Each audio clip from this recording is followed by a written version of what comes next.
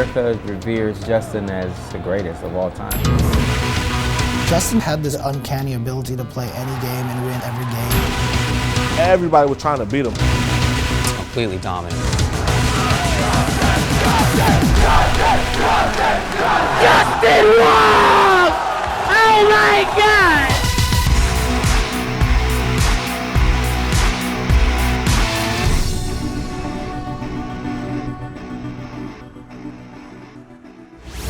Justin Wong was born on November 15th, 1985 in New York City to an immigrant family. He never knew his mother, and his father was always working, leaving his grandmother to raise him. From a young age, Justin was instilled with a strong work ethic.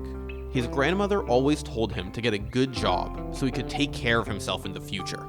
So he did. He went to school and eventually started working part-time, always trying to stay independent and self-sufficient. And when he wasn't working, most of his free time was spent at the Chinatown Fair arcade. My grandma used to take me to the local arcade called Chinatown Fair.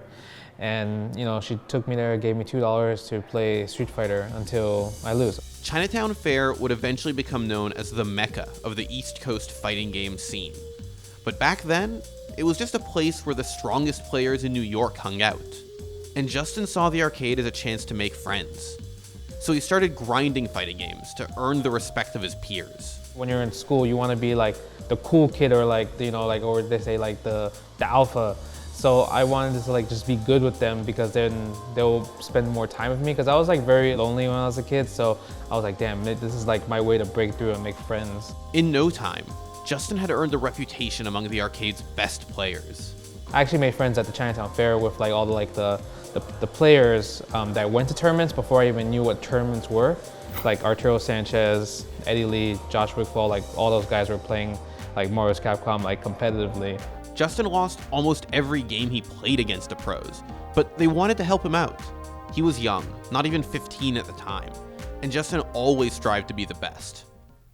His first shot of glory came when Marvel vs. Capcom 2 came out in 2000. With everyone still learning the ins and outs of the game, Justin was determined to become the best MVC2 player in New York. I actually said once Marvel vs. Capcom 2 came out, if Marvel vs. Capcom 2 ever came out, I would be the best in this game. Justin dominated Chinatown Fair, and between 2001 and 2003, he won every single MVC2 tournament he entered. He also won MVC2 at B5 in 2001, the tournament that would become EVO, and went on to win MVC2 at every EVO until 2005. As a kid, it never really came to my mind that I was unstoppable. My whole goal was just to always play and just beat down my friends. Early on, the East Coast fighting game community had rallied behind Justin as their first champion since fighting game legend Eddie Lee. Justin bodied the West Coast Marvel scene and ushered in a new era of East Coast dominance. He was always just completely dominant at that game.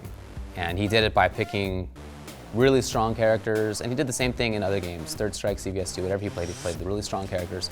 And he just had good enough fundamentals. His tech was never really good. He just had really great strategy and reactions and all the things that you need other than the exploitations of the game engine.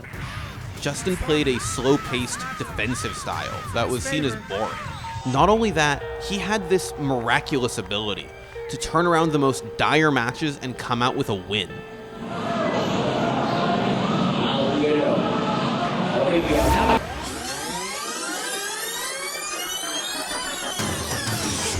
just got a real match! We just got a real match! Let's go! Let's go!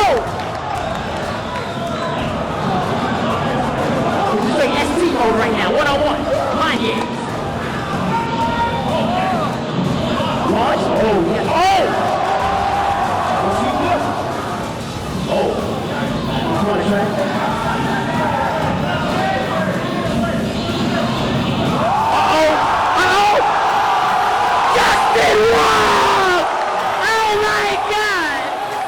People started calling that comeback potential the Wong factor. It's like a switch. It's like a switch on the stick at the bottom or something. It'd be like, I didn't even. It'd be like the Wong factor. It's like right at the bottom of the fucking stick. Oh, the Wong factor right here, bro.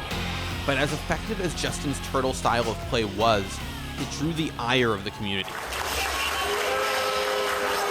including his fellow East Coasters.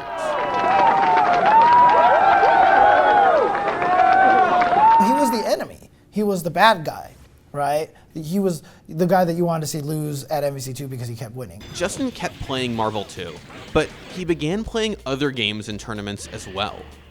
In EVO 2004's Street Fighter III Third Strike event, he was on the losing end of the now iconic Daigo pairing. And though he placed third, that moment made him even more famous. That was definitely my greatest loss because I was like, wow, I can't believe Daigo parried it. But it also was my greatest loss just because it revolutionized fighting games in general.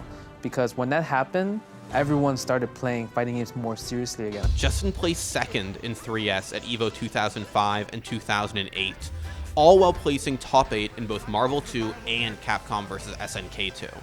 In 2009, though, the FGC changed forever.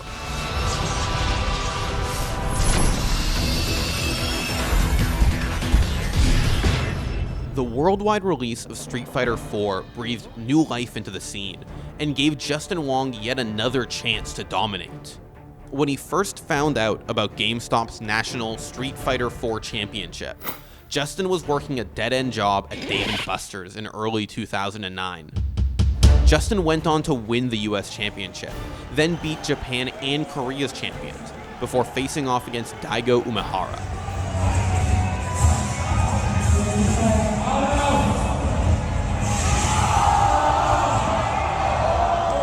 He may have lost, but this time, the crowd was on his side. In Marvel, Justin was the villain, the defensive, boring player that everyone wanted to see go down. But in Street Fighter, he was America's champion, facing off against Japan's beast. The biggest moment for Justin was 2009 Grand Finals Evolution when he went up against Daigo. Because one, they're the two guys from the infamous Daigo parry video. And so now all of a sudden they're rematched at Grand Finals for the first year of Street Fighter IV. Are you kidding, right? Like, it's like amazing. And then he kind of became the hero in a way because people wanted the US to win. The crowd is chanting. They want to see Justin do some damage. Daigo's here to play. Oh no! He's angry. Daigo's all over him. Overhead! Oh, Justin's now hungry and Daigo's putting the pressure. Those forward meters. Maybe it's time for him to use some of those EXs to go through those fireballs. I don't know. There's the throw. It's going to come right down. Is he going to go for ultra? Oh my God! Justin Wong! And the crowd has rushed the stage. And he hasn't even won the championship. That is not the championship. That is only a new set. After winning the US National Championship, Justin moved down to California. During the week, Justin worked at the now famous Family Fun Center arcade and used the money he earned to go to tournaments on the weekend. But playing in California put him in front of the burgeoning eSports scene. Within a year of moving out west, Justin was signed by Evil Geniuses, which let him travel to even more tournaments. You know, he was one of the first American fighting game players to be sponsored by like a really legit major esports team. He's a great ambassador too, just a really nice guy. And so whenever he has a chance to meet people from different scenes, I think he does a really good job at representing us. He placed first at World Cyber Games, 4th at SoCal Regionals, 9th at EVO 2010, and 7th at Canada Cup 2010. Eventually, Justin got an office job at Nexon, then Snail Games, and later Nvidia. But all the while, he was still competing, still traveling and entering tournaments every weekend. Literally Friday night, leave Friday night, get there Saturday morning, play Saturday morning, leave Monday morning, and go back to work. Justin Wong didn't take vacations. He went to tournaments. But in 2011, a game came out that completely changed the course of his career.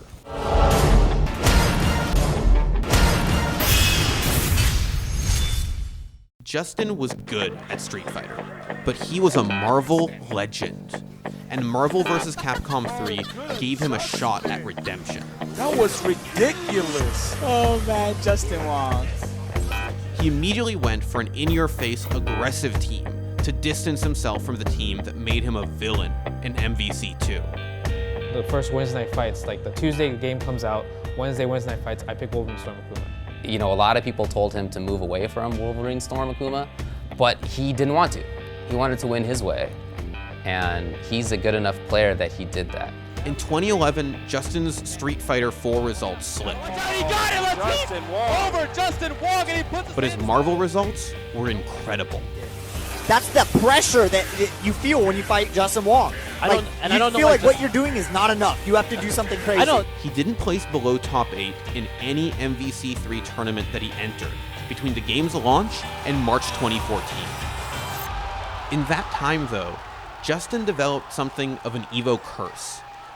He was always one of the best players in Marvel going into EVO, but he could never take home gold. Any combo will do right here. Oh! Oh, but he got it anyways. Blocker, is he gonna run with it? And there it is! Walker, your new Evolution 2013 champion. It was at EVO 2014 that Justin finally exercised that demon. In the winners finals, Justin made an unbelievable comeback against Filipino champ to secure a spot in the grand finals. He didn't want to do that. This could be it. No, he got him! Both of them! X Factor! And Justin Wong! Wow! He caught it again! He caught a mess! He did it again! There, he faced Chris G, the heir to his old, unpopular defensive style.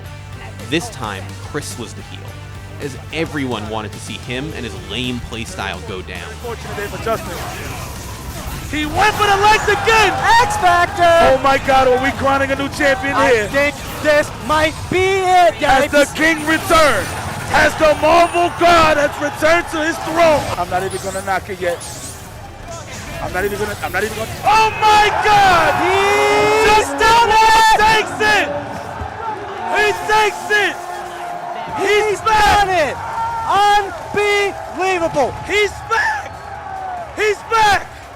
Winner's bracket! The whole champion! time! The best! He is the best! That was the sickest thing I've ever seen. I think if anybody's going to remember something, it's a lot of moments that you're going to remember of Justin, but that's going to be my number one. By taking out Chris G, Justin had redeemed himself as the hero, re-cementing his legacy as one of North America's greatest fighting game players. But being the king of MVC again was still not enough. While he was playing Street Fighter and Marvel, Justin was placing in major top 8s in Dead or Alive, Guilty Gear, Killer Instinct, Mortal Kombat, Tekken, King of Fighters, Tatsunoko vs. Capcom, Soul Calibur, Pokken, Skullgirls, and even Dive Kick. Eventually though, the life of working full-time and competing in tournaments wore him down. After signing with Echo Fox in 2017, Justin left his job at Nvidia to finally go into esports full-time. He moved to Las Vegas, set up a gaming house, and even began using his money to start sponsoring players. It's been pretty fun. I would say I've been more like just out of it in terms of like I don't have to think as much. Like I put my years in, and I want to focus on this full time because how amazing FGC is growing and like how so many people are just interested in it.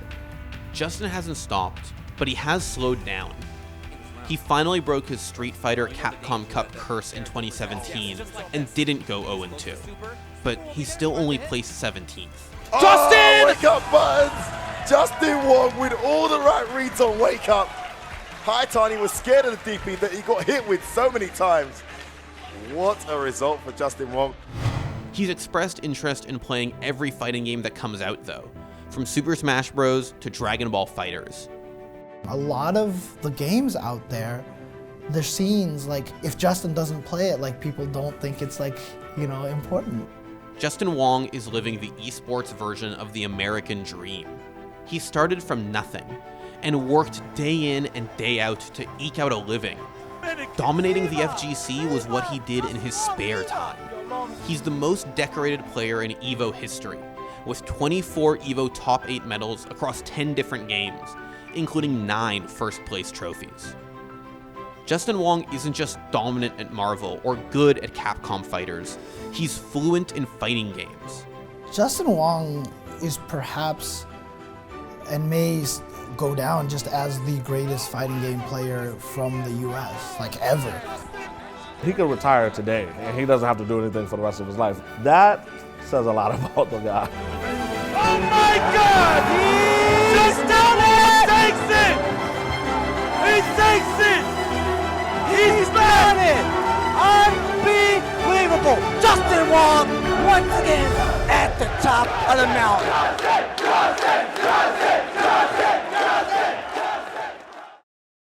Thanks for watching. If you want more great content just like this, be sure to hit the subscribe button.